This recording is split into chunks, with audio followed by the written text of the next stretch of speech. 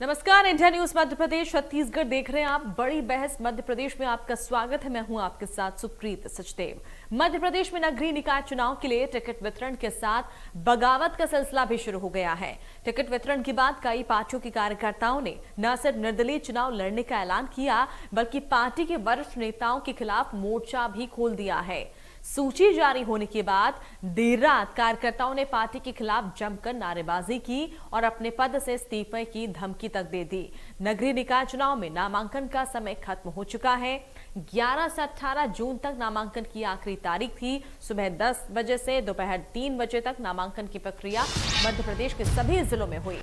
अब नाम वापसी की आखिरी तारीख 22 जून है, लेकिन देर रात तक प्रत्याशियों की सूची बीजेपी और कांग्रेस ने जारी की। सूची जारी करने के बाद बीजेपी और कांग्रेस में बगावत के सुर देखने को मिले, जहां कार्यकर्ताओं ने बीजेपी और कांग्रेस पार्टी के वरिष्ठ नेताओं को खरी खरी सुनाई, तो वहीं पार्टी को अपने पद से इस्तीफा तक की धमकी दे दी।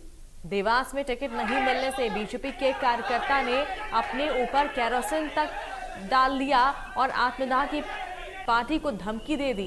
कांग्रेस में टिकट नहीं मिलने से तकरीबन 1 दर्जन से अधिक पूर्व पार्षदों ने पार्टी के पद से इस्तीफा दे दिया।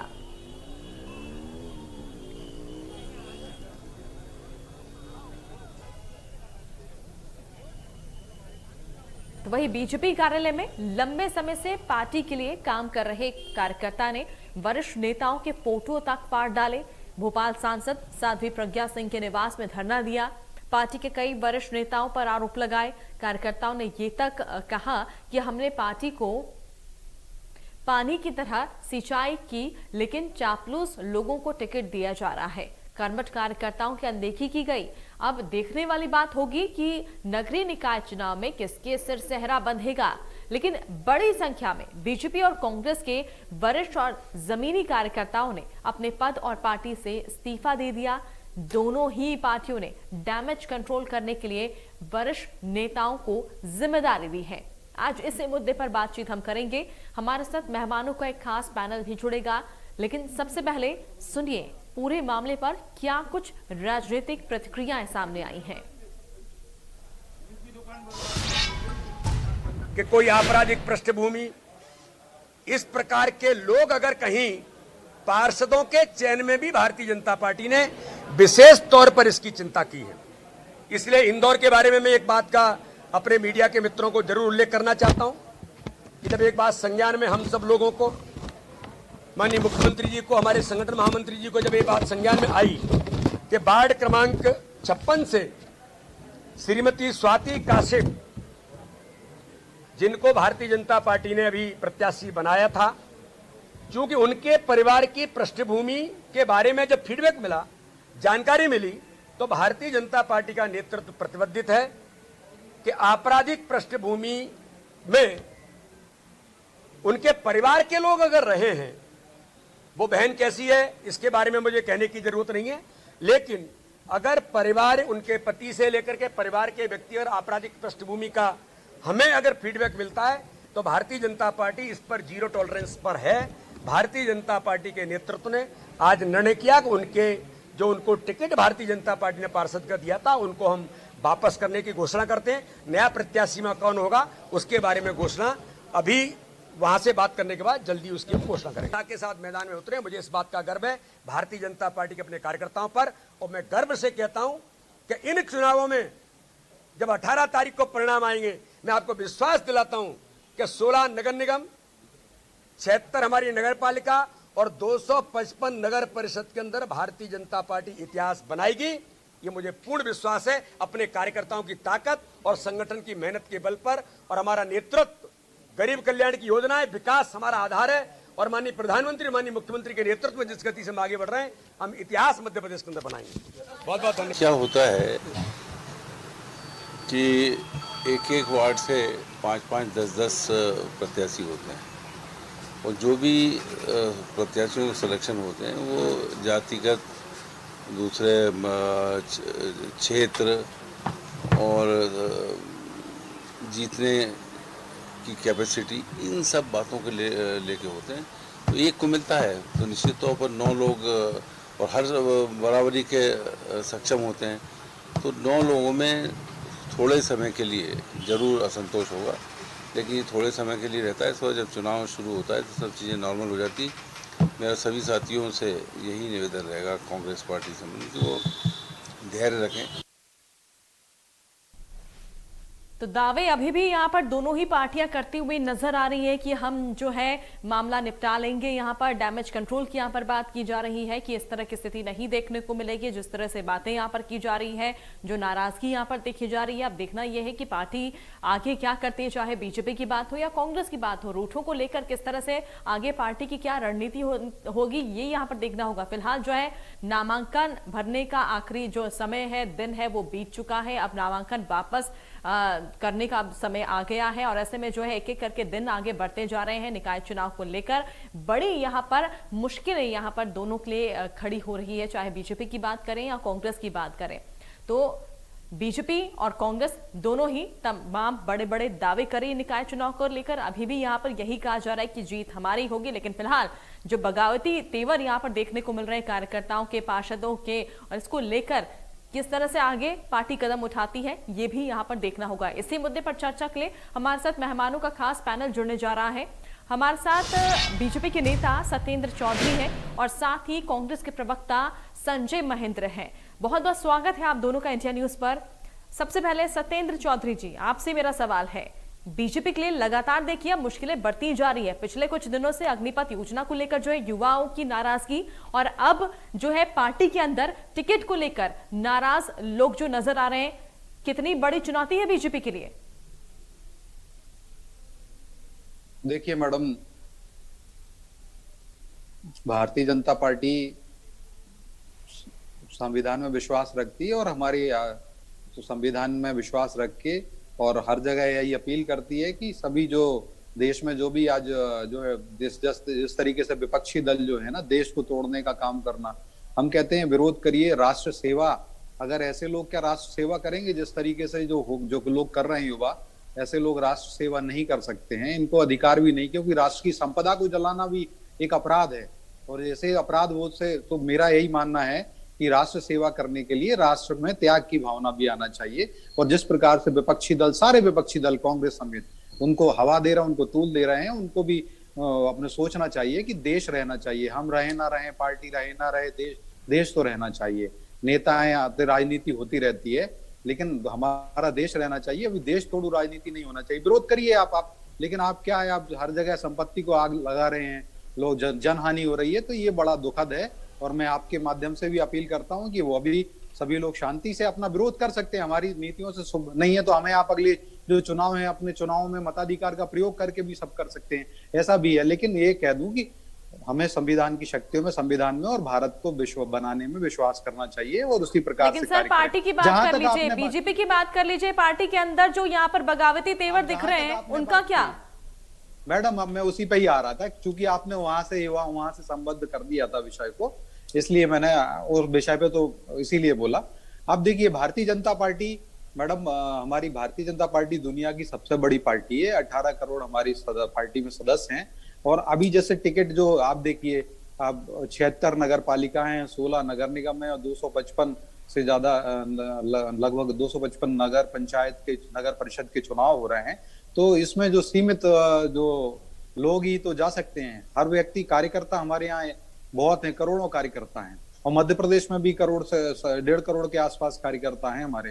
तो मैं उन सभी, आज भी मैं भी एक कार्यकर्ता हूं भारतीय जनता पार्टी का, तो मैं सभी को आपके चैनल के माध्यम से भी यही कहता हूं, हमारे राष्ट्रीय अध्यक्ष और प्रदेश अध्यक्ष जी भी यही कहते हैं कि पार्टी हर कार्यकर्ता के कार्य का मूल्यांकन करती है। और यह आवश्यक नहीं है कि सभी को एक साथ टिकट मिल जाए, सभी लोगों को एक साथ राज्यसभा के जैसे सदस्य नॉमिनेट हुए तो सदस्यता अभी दिया तो बिल्कुल, सभी को नहीं यही मिलता। मैं आपसे जानना चाहती हूँ कि ये बात आप उनको कैसे समझाएंगे जो लोग रूठे हुए हैं?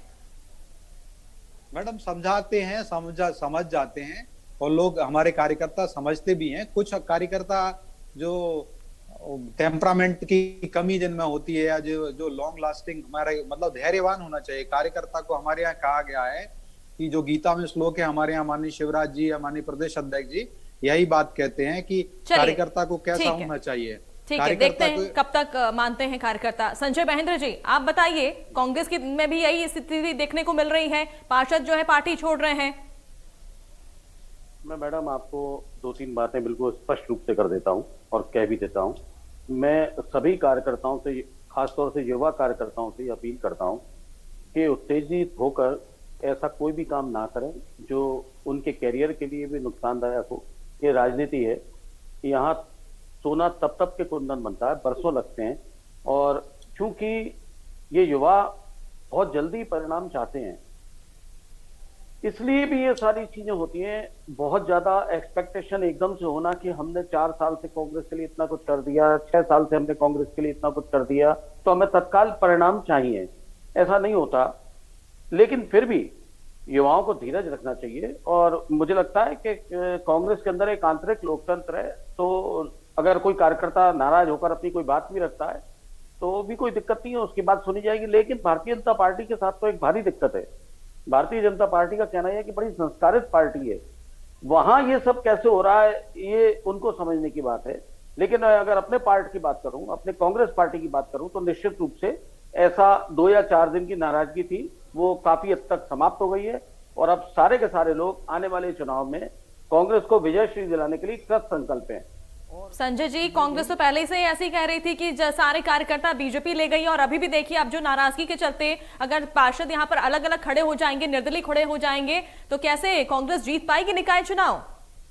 देखिए, ये इस देश में संविधान है, लोकतंत्र है, कोई भी आदमी पर्चा भर के कहीं भी खड़ा हो सकता है। लेकिन उसको खड़े होते समय बहुत सारी चीजें देखना होंगी। अगर उसको लगता है कि उसने इतनी जमीनी मेहनत की है कि अगर वो निर्दलीय होकर भी चुनाव लड़ सकता है, तो कोई किसी को नहीं रोक सकता। ये तो भारतीय जनता पार्टी के साथ भी नियम लागू होता है, आम आदमी पार्टी के साथ भी नियम लागू होता है, कहीं भी हो सकता है। लेकिन भारतीय जनता पार्टी कांग्रेस के कोई कार्यकर्ता नहीं ले गई। मैं आपको क्लियर कर देता हूं, भारतीय जनता पार्टी ने जो 2, 4, 10, 20 लोग खरीदे हैं, वो कांग्रेस का भविष्य कभी भी नहीं थे। कांग्रेस का भविष्य कांग्रेस की विचारधारा के साथ जुड़ा हुआ शख्स है, जो आज भी कांग्रेस के साथ है, जिसको इस बात से कोई फर्क नहीं पड़ता कि पार्टी उसको टिकट दे रही है या नहीं। संगठन की विचारधारा के साथ खड़ा रहने वाला सिपाही कांग्रेस का सिपाही है, इसलिए कोई नाराजगी की बात नहीं है। और जो थोड़ी बहुत नाराजगी होती है वो आपसी सहमति से बातचीत करके सुलझा ली जाती है। चलिए सत्येंद्र जी, जवाब देना चाहेंगे आप? देखिए, बिल्कुल मैडम, मैंने जो बात कही थी आज, बात ये संगठन की जो मैं कह रहा था, कार्यकर्ता को हमारे यहाँ यही सीख दी जाती है कि मुक्त कार्यकर्ता को कैसा होना चाहिए। कार्यकर्ता को दल के अंदर मुक्तो संगम संगो अनहमवादी सिद्धि असिद्धि निर्विकारा धृति उत्साह समन्विता। तो कार्यकर्ता को हमारे यहाँ ये बोला गया है कि वो कार्यकर्ता में भारतीय जनता पार्टी को मां समझे। वहां पर हमारे यहाँ कोई गुट नहीं होता है। हमारे यहाँ कार्यकर्ता भारतीय जनता पार्टी का फूल, कमल का फूल को ही और विचारधारा में विश्वास करने वाला होता है। कोई ये गुट और गुट नहीं चलते। और इसी प्रकार से सिद्धि धृति उत्साह समन्विता, उसके अंदर धैर्य और उत्साह का समन्वय होना चाहिए। सिद्धि असिद्धि निर्विकारा, कभी कभार हमें सिद्धि भी प्राप्त होती है, कभी हमें नुकसान भी होता है। ऐसे समय हम निर्विकार भाव से उसको स्वीकार करें। तो भारतीय जनता पार्टी के अंदर ये कार्यकर्ताओं को सिखाया जाता है। और मैं आज आपके चैनल के माध्यम से भी यही कहता हूं कि हमारे कार्यकर्ताओं को निराश नहीं होना चाहिए। राजनीति का एक जीवन जो है, राजनीतिक जीवन, ये कोई 100 मीटर की फर्राटा दौड़ नहीं होती है। ये 43 किलोमीटर लंबी जैसी मैराथन होती है। जीवन भी एक मैराथन है। और उसी प्रकार से धैर्य रखते हुए शनाई शनाई अपने उद्देश्य की पूर्ति करते हुए आगे बढ़ता जाना चाहिए। और माननीय अटल जी ने भी यही कहा था कि हम पड़ाव को समझे मंजिल, लक्ष्य हुआ आंखों से ओझल, वर्तमान के मोह जाल में आने वाला कल न भुलावें, आओ मिलकर दिया जलावें। तो आज माननीय अटल जी की जो ये शब्द हैं, ये बिल्कुल चरितार्थ होते हैं। और हम सब कार्यकर्ताओं को इसी बात पे चलना चाहिए, क्योंकि ये पड़ाव है। आज चुनाव नहीं में जो हमारे जो सत्येंद्र जी, निराशा तो इतनी बढ़ चुकी है कि देवास की खबर तो आपने सुनी ही होगी कि किस तरह से यहाँ पर आत्मदाह की यहाँ पर कोशिश की गई, केरोसिन डाल दिया गया। देखिए, बिल्कुल मैडम, मैं वही बात कह रहा हूँ। कई कार्य कांग्रेस के अंदर हर जगह हैं, कई लोग अभी वही मैं कह रहा हूँ कि कोई सी भी दल में रहें, किसी भी एक्सट्रीम स्टेप ना उठाएं। और जहां तक बात है कि जैसा उसके लिए मैंने जो बोला, मैं भी एक कार्यकर्ता भाव से, पार्टी ने मुझे जो निर्देश दिया जाता है, मैं आपके साथ में और हर जगह मीडिया पर पार्टी की बात रखता हूँ, आर्टिकल्स लिखता हूँ। या 4 बार राष्ट्रीय सदस्य रहा, मुझे कुछ नहीं मिला, मुझे नहीं टिकट दिया, तो ऐसा नहीं है, मुझे निराश नहीं होना चाहिए। तो मैं वही बात है कि चरेवेती चरेवेती के मूल मंत्र को अपनाते हुए चलें। पार्टी के अंदर मूल्यांकन करने वाले लोग हैं, वो पार्टी में बड़े नेता हमारे मूल्यांकन करते हैं और प्रतिशत भी मिलता है। और कार्यकर्ता कोई सोचे कि मैं इतना काम किया, मैंने इतना सेवा की, ये भी गलत बात है। अच्छा, दूसरी बात, जैसा आपने बोला कि संजय, जो कांग्रेस पार्टी ने बात कही कि बीजेपी के अंदर जो लोग आए हुए हैं, 10-15 लोग आए हुए हैं और इस तरीके से, ऐसा नहीं है। देखिए मैडम, मैं बता दूं, पूरे देश भर में कांग्रेस की आंखों के नीचे से काजल चुरा लिया गया। यहाँ कमलनाथ जी की आंखों के नीचे से काजल चुरा लिया गया। लोग कहते हैं चोरी कर सकती है भाजपा, भाजपा सिर्फ चोरी कर सकती है। संजय जी, आप अपने समय बोल लीजिएगा, फिर मैं आपको क्रॉस करेंगे अपन दूसरे को, तो पूरी डिबेट का स्टैंडर्ड खराब हो जाएगा। मैं बता दूं मैडम, देखिए संजय जी ने कहा, बहुत अच्छी बात कही थी, लेकिन कांग्रेस देखिए, कपिल सिब्बल समाजवादी पार्टी में चले गए, सुनील जाखड़ जी जो है भारतीय जनता पार्टी की सदस्यता ले ली, 4-5 पूर्व मंत्री पंजाब के ले लिए, हार्दिक पटेल इतने योग्य व्यक्ति थे वहां कांग्रेस के, वो भारतीय जनता पार्टी में आ गए।